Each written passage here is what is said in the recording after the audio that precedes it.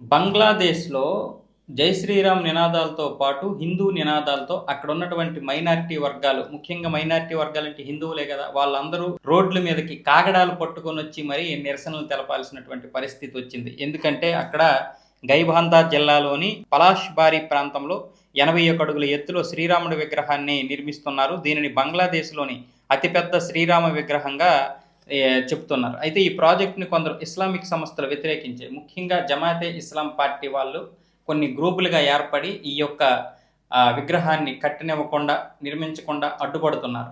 ముఖ్యంగా ఈయనెప్పుడైతే పశ్చిమ బెంగాల్‌లో బీజేపీ ఇక్కడ అధికారంలోకి వచ్చిందో అప్పటినుంచి కూడా ఈ విషయంలో వీళ్ళు అడ్డుపడతా ఉన్నారు. అందుకే ఇక్కడ వాళ్ళు అది మాత్రమే কাজ విపరీతంగా అవమానిస్తున్నారు. హిందువుల్ని అవమానిస్తున్నారు. శ్రీరాముడి చిత్రపటాన్ని కూడా যে বৃহৎ মশাল মিছিল কর্মসূচি সেটি এখন আরম্ভ হতে যাচ্ছে। এর আগে কিছুক্ষণ পূর্বে কিন্তু তাদের যে কর্মসূচি ঘোষণা সেটা আপনাদেরকে আমরা জাগরণী ফেসবুক লাইভের মাধ্যমে শোনানোর চেষ্টা করছিলাম। তারা বলছিলেন আগামী রবিবার তারা ধর্ম মন্ত্রণালয় అంటే మన దేశంలో హ్యాపీగా అన్నీ ఏమైనా చేసుకోవచ్చు.